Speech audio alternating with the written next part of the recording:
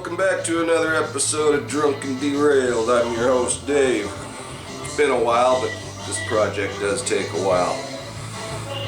Today we're going to be doing some track. Lots of track. This is going to have lots of track. Ordered a bunch of track. As you saw in the last video, we had our whole layout done in SCARM. We marked our track, know where it's supposed to go. So we're going to start on the process of doing the track. This may be a two-part series because it's going to get a little lengthy. So without further, speaking of which, when you're buying all this stuff, we should give a special shout out to all the good sellers out there on eBay and the retail stores, because they do ship a quality product. We'll do a little segment over here to call out the kudos to the good sellers, give credit where credit is due, and maybe some credit where other credit's due. But we'll get into that a little later. Till then, stay drunk, stay derailed. Alright, we're back. We're in the rec room, the hobby room, the play room, the train room. We're going to do some track, so let's get on track. Here's about where we left off last time. I was starting to clean some track. I'm going to have to do some more of that. I ordered a bunch of track, and that'll fill out this first 7-foot section over here. Hopefully it'll be damn close. And let's go over and yeah, this is going to be massive. Still junky, but it'll get all fixed up. As you notice, I also have some risers. So let's go over here. Some of this stuff I needed Pico track just for the way it fit in, but everything's been marked what pieces of track I need. So after our switch, we need 2 5 tracks, and then we got a double crossover up here, and then we're going to come back that way. So now that everything's been labeled, we just go through our stuff. Oh, that's another thing. If you're going to get all this track, I'd really recommend organizing it. Put it in like, what do we got here? Well, here's our 5-inch straights. I had to get a bunch of those. So we know we're going to need some there, we need some over here, we need some. I got a whole bunch of little 5-inch straights. These are good quality products. I go with Code 80 track. Turnouts are a little more expensive. I think. Oh, speaking of kudos, we're going to give special kudos to this seller. Some bitch, well, we'll show you later. Put a damn twist tie on the things and stuffed them in an envelope. Charged me outrageous shipping for 8 little pieces of track. Yeah, we'll give credit where credit is due, I'll say. But over here, let's see if I can go over there and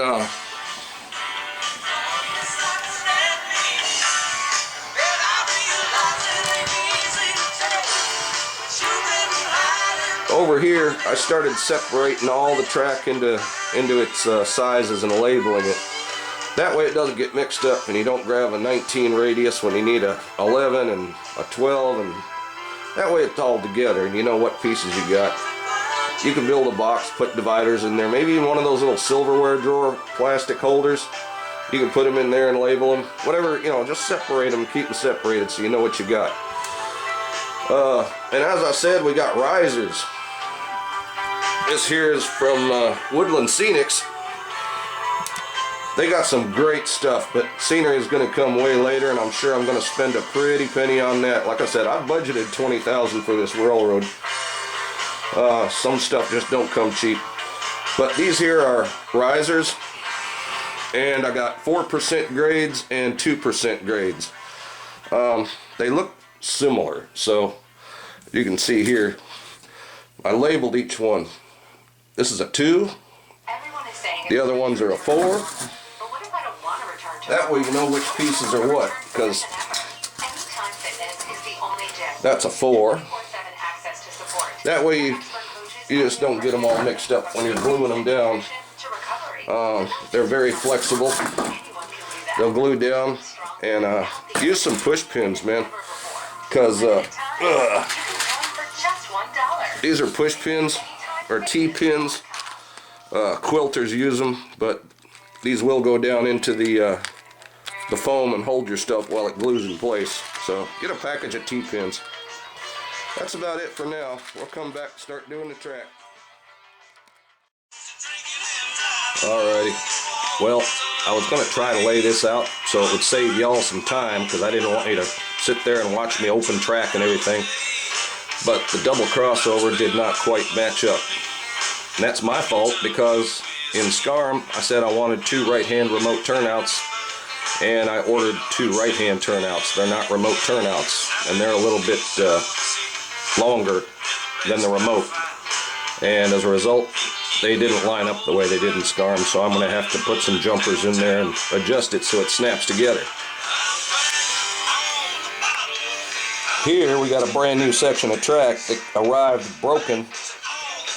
It was wrapped in the packaging, just like that. I opened them very carefully, but the damn rail fell off, so I screwed around with that for about 15 minutes. Couldn't get it threaded in through the ties, so I bent it to a curve, and maybe eventually I can glue that down and make it work so I'm not out 20 bucks. Then after all this double crossover and stuff is all down, then we're going to start getting into the elevations. The backside's going to be a 4% grade, and the front one is going to be a 2% grade. So as it comes around here, you're going to have a higher track in the back than you do in the front, and then we're going to make a nice rolling hillside that goes down into the lake and the river and all that stuff. But just figured y'all are going along with the pitfalls or going along with this, and I've just run into one. So when you're ordering track, be careful about get exactly what it says on SCARM. For instance, if it says you need a right-hand remote turnout and you just get a right-hand turnout, it's not remote, then you're going to have a difference in length, and that's going to screw you up.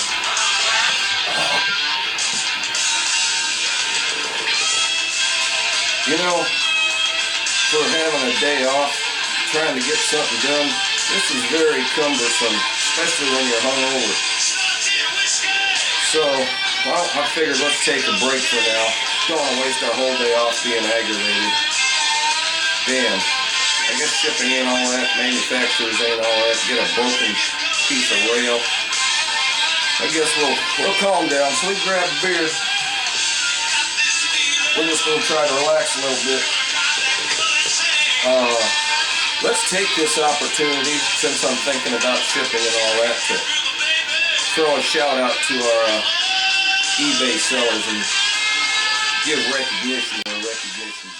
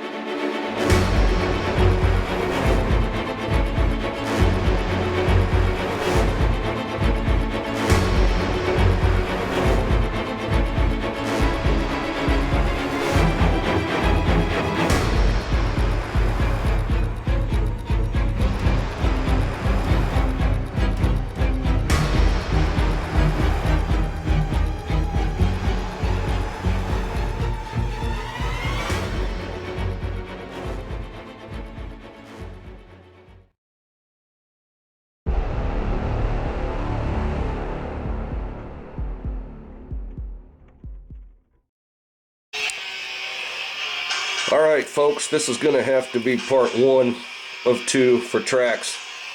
Basically, I'm going to have to buy 2 new right hand turnouts, remote turnouts, the correct ones that I have in SCARM. These will work, but it's not what I have listed, so I'm going to replace these with right hand remote turnouts. So they'll match the left turnouts, because they're all the same length, takes the right amount of track that it has in there and all that good stuff. But basically, I was just going to show you, to do track, you lay it all out, put the rail joiners in, get it all down where you want it, and then just take a Sharpie and mark it. Just trace around your track on either side where it's going to go. And once you do that, then you can lay down your track permanently. So you just take this and you mark it, you just whatever. Then you can go back, lay it down, glue it down. But I'm going to wait on 2 more of the correct turnouts before I continue on this. So we'll see y'all next week.